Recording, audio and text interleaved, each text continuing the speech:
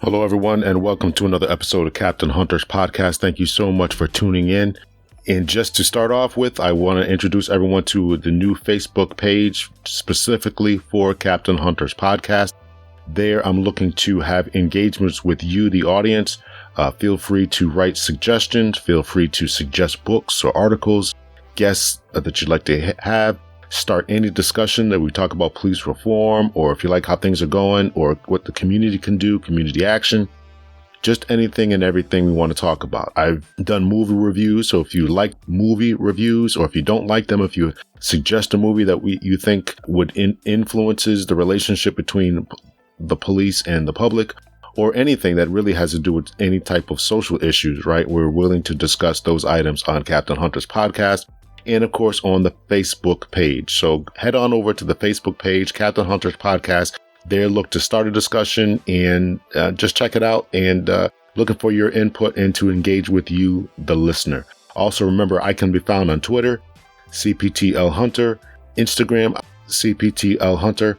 My email is cptlhunter@gmail.com. Think about captainlhunter@gmail.com.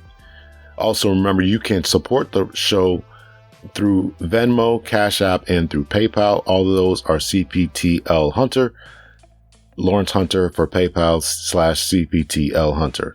It costs money to get this equipment. It costs money to upload these audio files and everything like that. So please become a contributor to the show.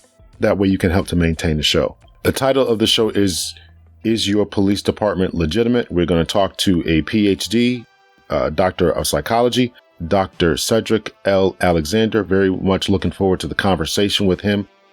He's a man who has done a lot, been a lot of places, seen a lot of things. So just looking forward to a great and productive conversation with the good doctor. So just a little bit about my special guest, CedricLAlexander. He was educated at Wright State University, the University of Miami-Jackson Memorial Hospital, and the University of Rochester School of Medicine and Dentistry. Back in 97 to 2000, he was an assistant professor at the University of Rochester Medical Center. 2002 to 2005, he was a deputy chief and the chief of police in the city of Rochester Police Department. From 2006 to 2007, he was the deputy commissioner, state of New York, Department of Criminal Justice Services. He was the federal security director for the U.S. Department of Homeland Security from 2007 to 2013. Director of Public Safety, DeKalb County, Georgia.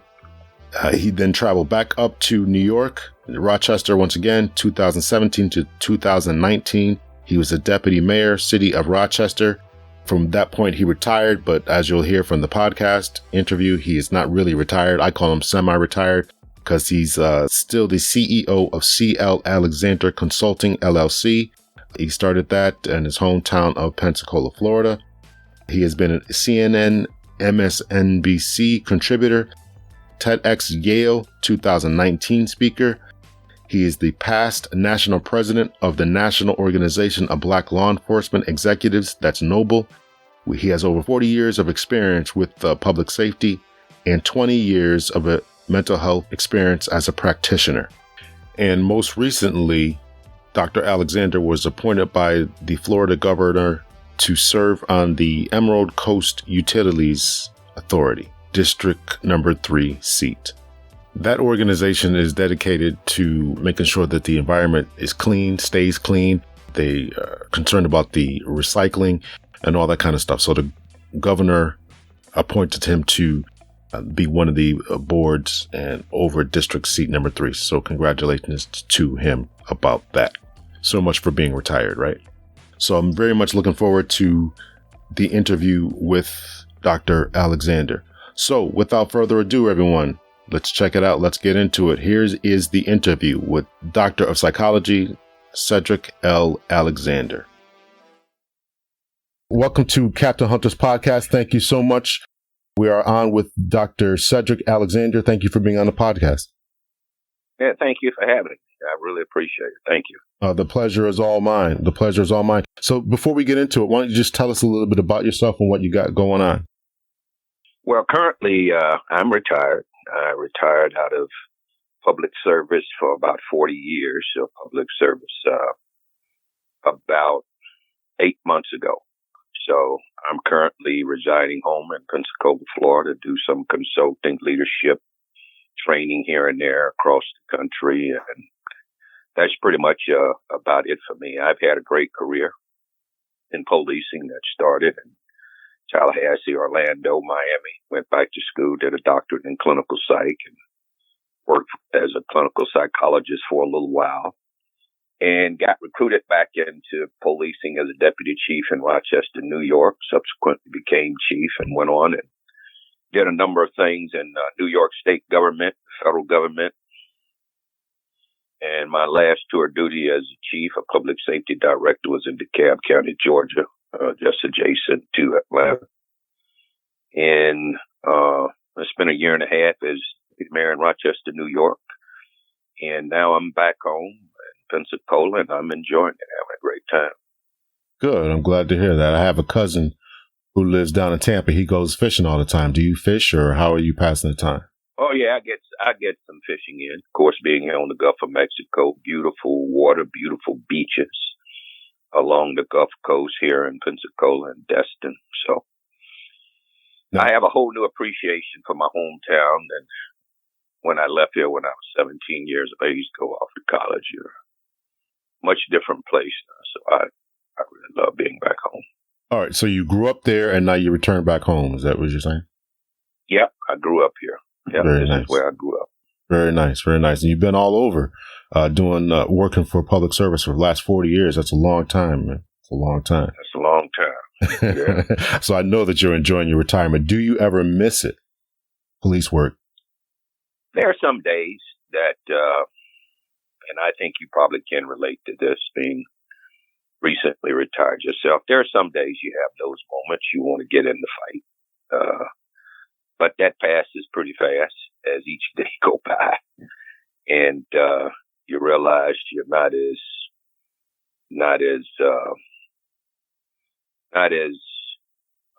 quick to want to be in those kind of situations as much as you did when you were younger, and certainly spending the last 20 years of my career more of as administrator and an executive. Certainly I miss those moments of chaos and intrigue and challenges that many police executives get confronted by every day. Right. But it passes. So I don't have the desire to do that work again, unless God knows something I don't know, and I keep myself open to that. But I'm not looking for anything other than what I'm currently doing. But I've been blessed to have a wealth of knowledge that I've been able to acquire over the years, and experience and education. And I'm still relatively young enough to still want to be able to share some of those experiences that I have acquired to help others. Right. Particularly new police executives that are coming up the chain, and those that have an interest in understanding from a variety of perspectives that I've been fortunate enough to have, one being a psychologist, as to how to approach these real complex issues that are confronting our nation and confronting cities across this country every day. Now, you went back to school to become a clinical psychologist. What was the nexus between that and law enforcement? Now, truth be told, I also have a degree in psychology. I have a master's degree in forensic psychology. I've often thought about going back to finish up my doctorate, but time and money may get in that way. But talk about the nexus between those two. Well, there really was supposed to have been none. I've always enjoyed helping people, talking people through, as we do in police work. You're aware of that. Mm-hmm. We do that in police work. But what occurred for me was for me to get out of policing altogether. And that was my intent in 1992 when I left to go to graduate school up in Ohio at Wright State University, is where I did my doctorate. My intentions were not to go back into policing. I was done. and ended up graduating, did a postdoctoral fellowship at the University of Rochester Medical Center in Rochester, New York. The mayor and I became friends. I worked as a psychologist there for 5 years in the medical center, and seeing the general population and seeing those who were in the helping professions such as police, fire, etc. And he invited me to come into the police department as a deputy chief. Wow. With my background in policing and a psychologist, and there were some issues that were going on there back in early 2000s he had concerns about. He wanted me to help create some changes, and I was deputy chief probably for about three and a half years or so, and subsequently became chief, and for a short period of time. So that's how that evolved. My goal was not to go back into policing, but here again, we never know what God has in store for us down the road. But how psychology has helped me, it is, one thing psychology is all about human behavior. Right. And one thing it taught me to do, Captain, was to be able to assess not just people, but organizations, large organizations, because organizations are made up of people. So when I approach an organization, and I've led a number of them from Deputy Commissioner of Criminal Justice in the state of New York to TSA at Dallas-Fort Worth International, where you have large number of people who work under your command, 15, 2,000, 2,500 people. It was always important for me to go inside an organization and assess not the individuals who were just close to me on the executive staff, but to take an overall, or to get an overall understanding of the entire agency and how it functions and how people function together. So for me as a leader, that training paid off well in terms of how do I assess organizations, and then once I make an assessment, how do I prescribe, if you will, some type of treatment plan to change things that clearly need to be changed in organizations, particularly in police across this country. I gotcha. So yeah. It played significantly well for me to have that background and have that understanding. And I don't think there's any other degree or training, even though I trained at the highest level, at the doctorate level.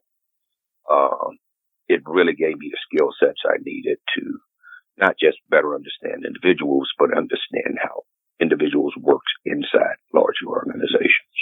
Right. I gotcha.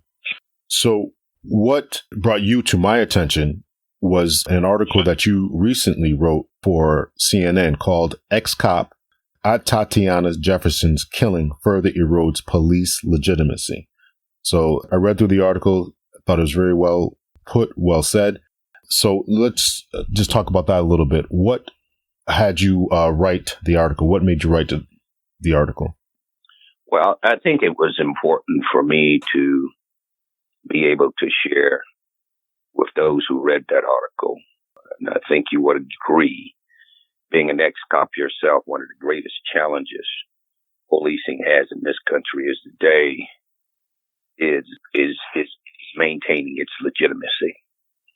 And, we may be sworn in as police officers, given a gun and a badge, having authority to make arrests, and under extreme cases, we may even have to take a life. And that is a huge responsibility for any individual in any job, anywhere. And in American policing, where you historically have had this separation between police and community ever since the inception of policing in this country. This is not a new phenomenon. It just has become more magnified and certainly more relevant in the last number of years, let's say post Michael Brown, right? Which was another tipping point for police community relations in this country. And then you went from Michael Brown to a number of other incidents, particularly involving black subjects and white officers in the majority of the cases. And So that has created a great deal of concern, particularly with unarmed Black male subjects that have been shot and killed. And then the controversial case of Sandra Bland, who never should have been a traffic stop, that never should have got to the point at which it did, and which was a demonstration of just poor policing on the part of that officer and the way he had been trained by his agency. Right. That subsequently led to her arrest, which subsequently led, unfortunately, to her suicide. Right. But there's a number of these events that have created a great deal of concern and pause. If you go back to 2014, 2015, President Obama wrote an executive order for the 21st Century Task Force Committee, which myself and 10 other people were fortunate enough to be selected for. Former Philadelphia Superintendent Commissioner Chuck Ramsey led that group. And over the course of 2 months, the President Obama at that time gave us a directive that within the next 2 months he needed a document to be delivered to the White House by this committee that would outline a roadmap as to how we would develop better relationships between police and community. And one of the most important things that was stated in that document, and the president stated, is that here again, no matter how much authority your community gives you to be a police officer, unless people approve you, unless you're given legitimacy, unless there's a community that can trust you, your job is going to be a very difficult one. Right. And when you have incidents such as what we saw in Dallas with Botham Jean, what we just recently saw with Auntiana Jefferson, and a number of other events that have just been a major concern, it really makes the job of police officers across this country very challenging and difficult. When we see some of the video footage that's up online showing horrific interactions between police and community members, it really should be a concern for all of us. Because here's what we do know, Captain, is that you got to have police. Right. And you got to have a community that support its local police. That's the only way that any of us will ever reach any level of public safety, is that those two entities must work together, closely together. But in a time, in many communities across this country where you have this lack of trust and this distance between those two entities, it really makes it very difficult for everyone. So when I wrote this article, it just further exemplified the work that is still yet to be done to better train officers, to better select the officers, because I truly believe, as you read in that article, there were 3 points I made to chiefs across this country. You need to go back and look at your selection process. Not that that's a new phenomenon either. You can't blame this on young millennials. We got folks been around for a long time, right? Who have been highly questionable. It's not just a millennial issue. But I think we got to go back today. We got to look at who we're hiring, not just look at their credit reference, their credit record, their driving record. But we got to look at what are their ethical values? What kind of morality do they live by? What do they truly feel and think about diversity in this broad and wide nation? So we got to make sure we recruit the right people who want to be guardians in a community, and not someone who wants to go out and be John Wayne. People are not going to accept that, and nor should they. Right. And then the second piece is, once we recruit, how do we train? Because I think we truly got to go back and take a look at our training methodologies. And I truly believe that across this country, many police officers get great training by their state, post services. And so we have to train them well, train them beyond shoot and don't shoot scenarios. And we have to reinforce during their training the importance of legitimacy.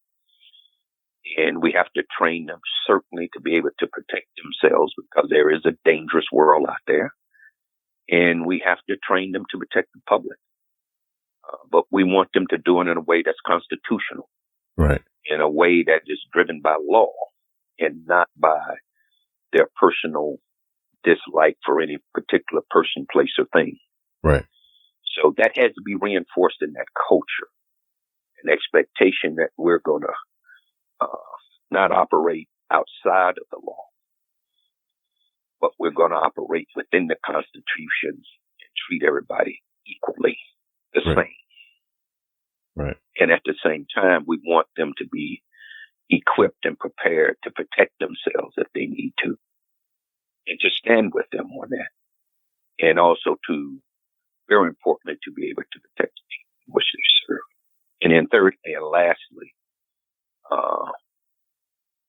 once we get them recruited, get them trained, we got to provide good mentorship. We got to provide for them an environment in which they work in where they understand the importance of diversity. They understand the importance of free thought. They understand the importance of having a mentor who's going to teach them the things that only you learn over time. But it has to be done in a way that is for the best interest of the community and that of the best interest of the officer. There's no shortcuts. And we cannot pass on our own biases or prejudices onto these young recruits that are coming onto our departments. That is immoral. And what we have to do is have those environments of police cultures where they have an opportunity to learn, to be safe, to ask tough questions, and to understand the importance of treating people with a sense of humanity. But at the same time, they have a very tough job, because there are people out there that will do harm to you and to other people. Absolutely. So we want to make sure we have a police officer that is 360 degrees, one that is well trained, humble, but yet can take you to the mat if need be. Right. One that is have a compassion for people, but is not blinded by those who may be trying to outwit him or her. Right. And we have to train them that, and we have to mentor that to them. And they have to understand the importance of, yes, this is a challenging job. And over the course of the years, when you have been exposed to mayhem, when you have been exposed to horrific scenes and situations, that it can have an adverse effect upon you just being a human being. Right. So we have to make sure we provide our police cultures and agencies with an environment. We must have in an environment of the police culture opportunities for police officers to go to each other and say, hey, I'm not feeling well. And we got to pay attention to each other. As my partner, she's coming to work every day. She's more disheveled. She's kind of off cue. She's not her typical self. We got to have the courage to ask each other, is anything wrong? And they help each other get help that we need, so that we don't go out and do harm to ourselves or go out and get ourselves involved in a situation that possibly could have been avoided if we all had took note of each other and help each other take responsibility for each other. Right. Because it's not just I don't want you to come, Captain, when you hear me on the radio yelling for help. I need you to come when you see me around the station house. Cedric's a little different than what I've seen him. Let me pull him to the side and see what's going on as a friend, as a comrade. And you have to build an environment inside your organization where if someone needs to seek mental health help, then it's an environment that allows you to do that. You're not criticized. You're not seen as being weak, but you're seen as really being strong when you can say, hey, Captain, I think I need to go to EAP, or I'm really not feeling good about some things. I'm going through some personal things, or some things at work are taking a toll on me, and so forth and so on. So we have to create an environment within our organizations that allow us to recruit the right people, train them, and then more importantly than all of that is to be able to mentor and role model the type of behavior, the kind of police department we want to have. And then we need to have a community that is going to be supportive of its public safety. It's going to support its officers, respectful of their officers. But as we well know, respect runs on a two-way street. We all have to make sure we all are doing our part to help keep our communities safe. Absolutely. Absolutely. You went over a lot there. I had to take a lot of notes on that. Do you think, with all that you mentioned there, that you talk about the officer being a 360-degree person. Are we now today asking our officers to be more, to do more? Are we asking too much of them to be counselors, coaches? That is an excellent question, because I think in some regards we are. Every social ill that comes down, whether it's poor education, whether it's lack of jobs, whether whatever it may happen to be, somehow, oftentimes, our city leaders and officials try to find a way in which, hey, we can pass this on to police. Hey, we can pass this on to teachers in the school. But police and teachers in the school, we can't control a local economy where people don't have jobs. And teachers can only teach if children come prepared to learn. And that has a lot to do with what's going on with those children at home, in their communities, and emotionally and psychologically with them. Right.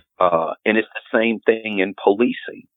Is sometimes we ask police to do too much, and we have to be clear about what we need people to do.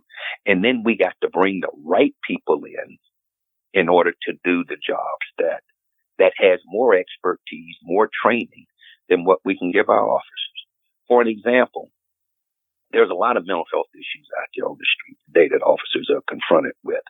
I think it's important that officers go through critical incident training where they can, just as a layperson, identify people who may be struggling with a mental illness, how to approach them in a non-threatening way, how to keep your gun away from them and stand to the side, not to approach in a threatening manner, but to speak calmly and help and try to engage in a way that keeps the situation from escalating. I think it's important that we teach our officers these basic fundamental skills, but we can't expect for them to be psychologists or social workers. Right. We got to have places and people in place to take on those roles. We shouldn't take street cops out of a department and put them inside a school and call them school resource officers. And then when a kid is unruly in the school, teacher jumps up, go down the hall, get Officer Alexander. Hey, this kid in my room is fighting. I come in and I diffuse the situation and I haul the kid off, or maybe I have to struggle with the kid. And the optic and image of that oftentimes is not going to work to my advantage when people start complaining. So take our officers out of these schools, and what you replace them with is post-certified police officers who are trained every day to work specifically in our schools. You and I need to be out on the street taking calls for service. But do you need, in some schools, post-certified officers in those schools who have the ability to make arrests? Yes, you do. But they need to be trained longer and further and more in depth to go into a classroom and to calm it down and to build relationships with those kids. But to just have an officer on the school grounds waiting for something bad to happen, it really doesn't serve to the best interest of the value of the school or to the community. Because I need my cops out on the street. And then the school system itself, that school system, that organization need to hire, train, fund police officers. And you will see this in some communities. And in some communities you won't. But that's their primary function, is to protect those kids, protect those grounds in and around the school, protect students and staff and citizens. But oftentimes, here again, we ask police to do too much. Yes. And those folks need to be there trained, because they have more training around how to deal with children and in secondary education or in education, because they're trained more often, more readily, and that's their focus. That's their sole focus. You follow me? Yes. Yes. Because you know how it is being a captain. You have people you got personnel you need to move around. You need officers on the street handling calls for service. Absolutely. Absolutely. And I think school systems across this country are going to have to find the funding to make sure that they're able to hire post-certified school resource officers, and that's their primary function. That's a very valid point. I never really thought about that. But that is a good point. Yeah, and in many school systems, you have that. And in Dade County, Florida, they have their own school police department. At the city of Atlanta now, have their own school police department. And so there are a number of cities across this country that operate from that posture.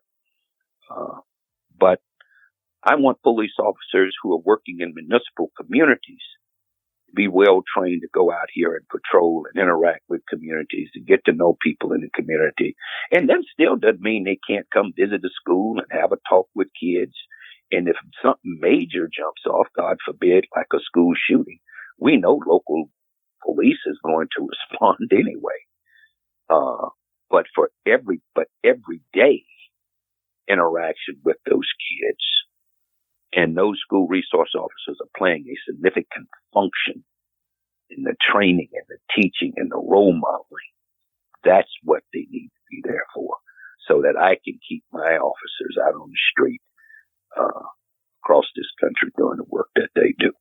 But back to your original question, do we often ask our officers to do too much? Yes, we do. And we need to be more clear about what their roles and responsibilities are. And even though we know we live in a changing world, we don't want to overload them with too much. And that's the same issue I'd even say we even have with school teachers across this country. We overload them with too much. I believe that they would certainly agree. And one of the biggest complaints that teachers and law enforcement officers do suffer is from particularly the idea of mental illness. So there's a mentally ill child, and whatever issues they're dealing with, they bring that, like you said, into the classroom. Now the law enforcement officer who's working as an SRO now has to come and respond to this child. And next thing you know, this child is now placed in the system, and it becomes the school to prison pipeline situation and they're being introduced to the system much earlier and unnecessarily in many cases. And I think that this is a frustration that many people are suffering from, are dealing with. But absolutely. But if you, and sometimes they're arrested for some of the most minute things. Right. You know what I mean? Some of the most minute things. if that teacher, like you said, comes down the hall and gets Officer Hunter, and Officer Hunter's recourse is not, as many times, is not to talk them down, talk them out, but is to simply arrest. That is what they are there for in their mind, is the officer's mind. So I think, and I agree, that additional training and specialization may be able to get these officers to realize that there are other avenues and other methods besides arresting a student. And as you said, there's so many viral videos of kids being tackled and thrown across rooms by the police officers, which is very problematic, and this reduces this idea of police legitimacy. All of this reduces the idea of police legitimacy. And I wanted to if you could give the audience, you mentioned it briefly, but give the audience a brief definition of police legitimacy. What does that mean? Well, legitimacy is very simply this. I can give you your community captain right there where you are, can give you the authority to carry a gun. I mean, the state gives you authority to carry a gun, to make arrests, and to do those things that are required of you as a peace officer in your state. Once you come out into the community, if I don't feel that I can trust you, if I don't feel heard by you, if I don't feel you understand me and what I'm saying, and if I don't feel a sense of fairness, then you're illegitimate to me. You got a gun and a badge, but you can't make me respect you. I don't have a sense of confidence in you. Legitimacy is someone having, or your community having, a sense of confidence in you. And that confidence comes through what?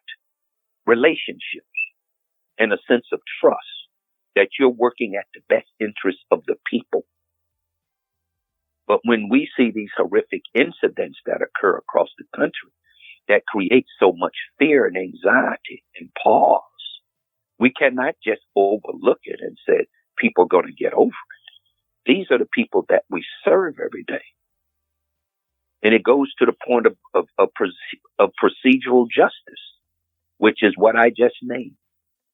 Do you hear me? Do you understand? Do I feel that I'm being treated fairly? And can I trust you? Right. That all equates to legitimacy. You think about a personal attorney, for an example. You may need an attorney for a case. And that person is well trained and been to the best law schools in the country. But and have a state certification as an attorney. Licensed as an attorney in your state. But if you don't feel that you can trust that person, then you can't legitimize them. They're not legitimate to you. Well, what are the consequences? What is the recourse? What does the community look like when the police are illegitimate in their eyes? How does everyone respond? It's very simple. I'm not going to call you if I need you. What did the guy say in Fort Worth after that one? Altiana Jefferson was shot.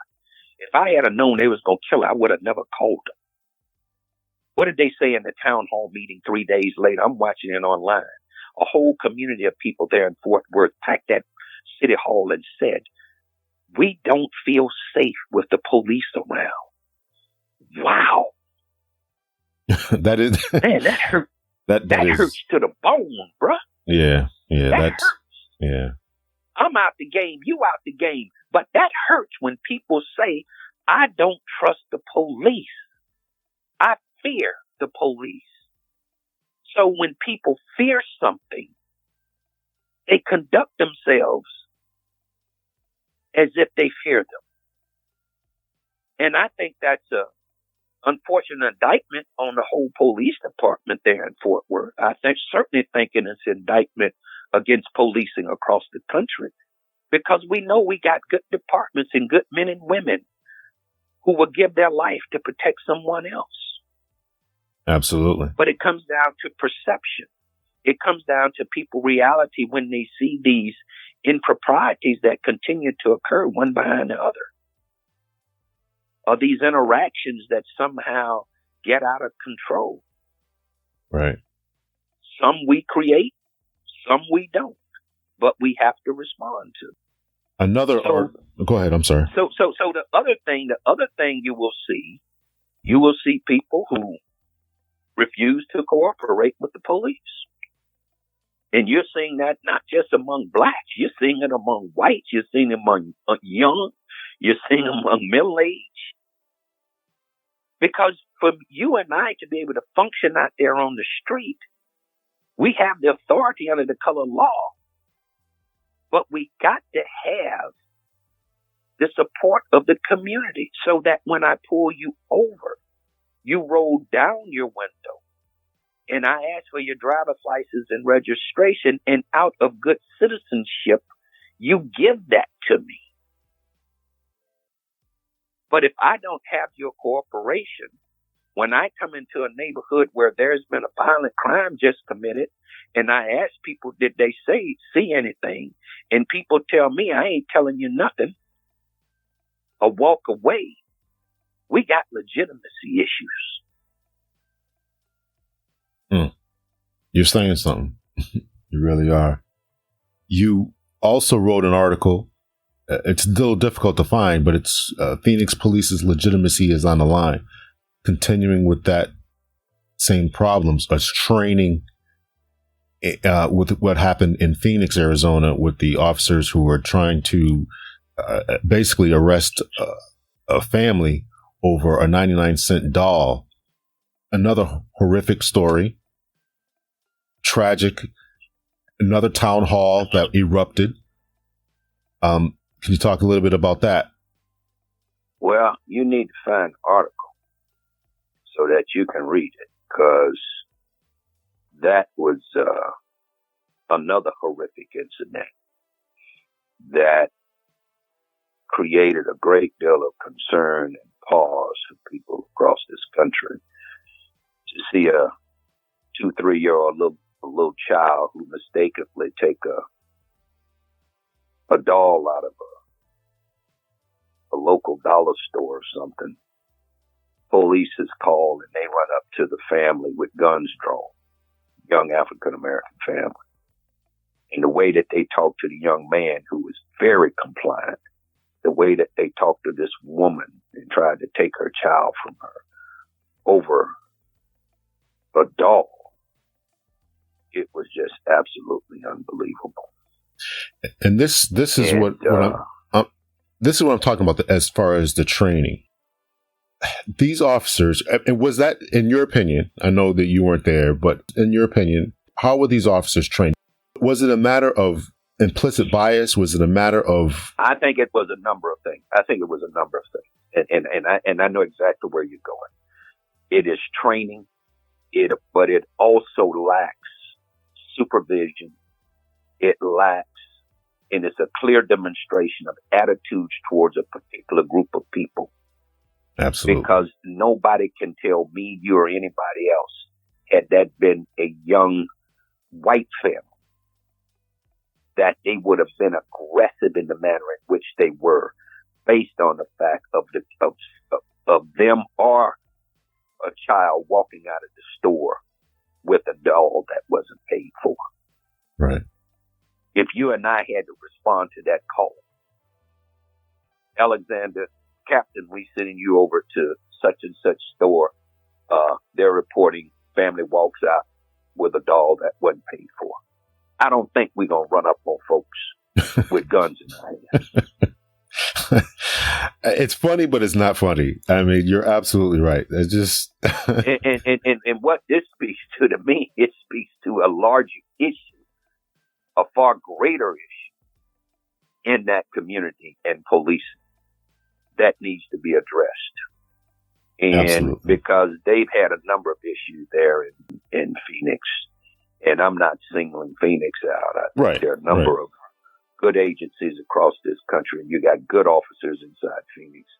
But we have to be honest with ourselves. We all have an opportunity here to do far better than what we've been doing. And because some of this stuff is just really need to be reviewed, because some of this is just way it's way over the top. Way over the top. And we're saying it too much and too frequently. Absolutely. And so there has to be responsibility on the part of my agency, your agency, and all agencies to make sure we're recruiting and we're supervising and we're treating people with a respect, and whatever implicit or explicit biases we have towards a people, place, or a thing, regardless of what color or race we are. We all need to work on that so that we can be better, because the public is not going to tolerate from us any longer and just sweep it under the carpet and expect for it to go by. They're going to hold us responsible, and we need to be held responsible. Absolutely. And there needs to be far greater accountability. And we should be willing to accept that accountability as long as it's within reason. Absolutely. Last question is kind of a two-parter. Can you talk a little bit about your role on Obama's 21st century policing? And can you also speak about any disappointment that you've had concerning this administration's rolling back previous community efforts to bring the police and the communities together? Can you speak a little bit about that? Yeah, well, unfortunately, when Obama left office, and the goal was to help build relationships between police and community, which was urgently needed then and is still urgently needed today. And there are a lot of police departments across this country that are doing a great job, and they still utilize that document as a roadmap to help build relationships in their communities. There are 18,000 police departments in this country, Captain. And oftentimes, many of them all do it very differently. And some do it better than others. And, but I think that if you think about, if you contrast what President Obama was trying to do was advance policing in this nation. And that's how body cameras came along. That's one of the best things that could have ever happened to 21st century policing, is that we have body cameras. Because I think it protects the integrity of officers who are out there doing it the right way. And oftentimes people don't tell the truth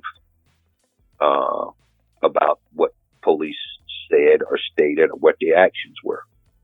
And it also works in other direction, because oftentimes we have officers who may go out and say or do things that are egregious. And we need to be able to intervene and correct those as well. So it works for both. But it gives us an opportunity to see an interaction, to see an incident. It provides more information other than she say, he say, even from witness statements who sometimes get it right. But we know from research, witnesses that don't always get it right. True. So I think that piece of technology that was born out of the 21st Century Task Force report has proven and continue to prove to be of value. And even though people still may push against it, fight against it, and what you see really didn't happen on the video, what I see really did happen. Who are you going to believe, me or your lying eyes? Right. But, notwithstanding, certainly there are going to be times you need to be able to see things from a different angle and a different view. Certainly that exists at times. But it gives us far more information than what we've been able to acquire in the past when an event occurs. So, as President Obama was trying to move policing ahead, you had a new administration come in, the Trump administration, who stood on the whole ground. They were pro-police. And I mean, as if it can't be, you can't be both. I don't, you can't, why can't people be both? Well, look, hey, you're pro-police. I'm pro-police.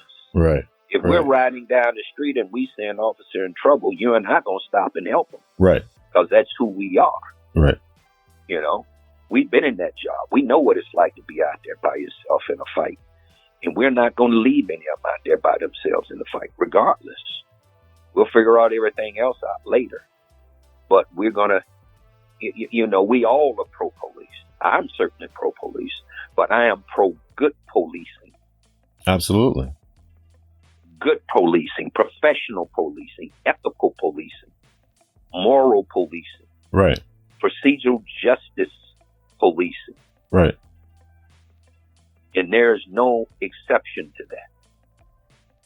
But now you have an administration who say they're pro-police, and you have a Justice Department, beginning when Sessions was there, who rolled back many of the advances that had been made in policing over the years and did it right in front of us. Right. And that doesn't make my job easier.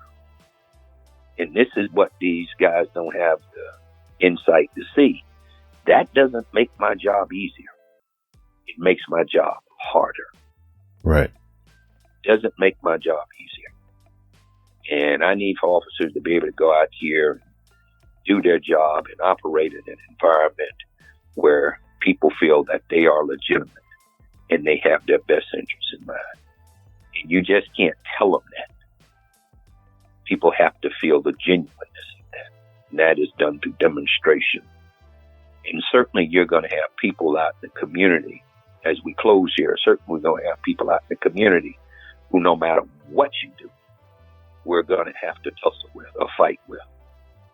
And we can go there too.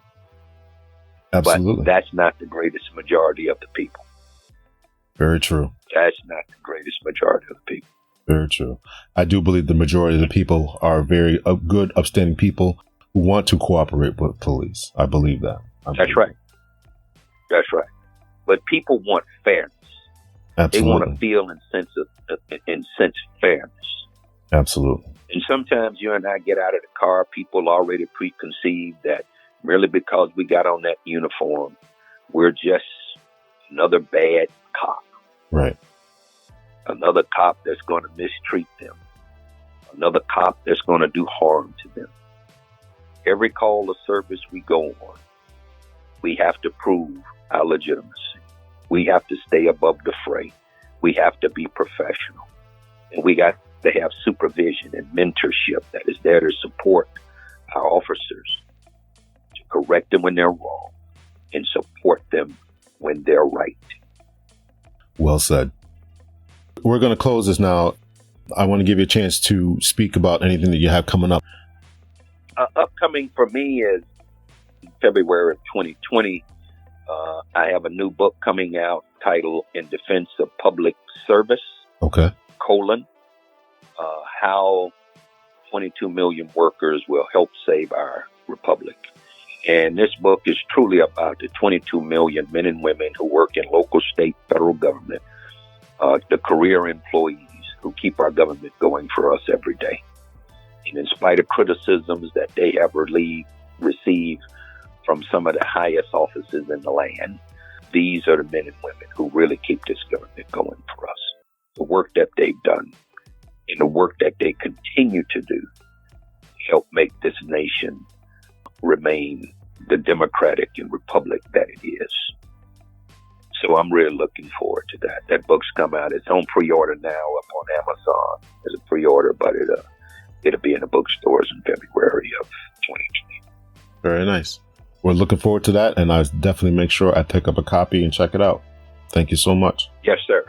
Thank you so much, Dr. Alexander, for being on the podcast. Thank you for your years, 40 years in public service and continuing on. I know you want to say you're retired, but you're going on Fox News, you're writing books and writing articles, so you're semi-retired. We'll call you that. So enjoy your fishing, and thank you so much for everything that you have done and that you're continuing to do. Thank you so much.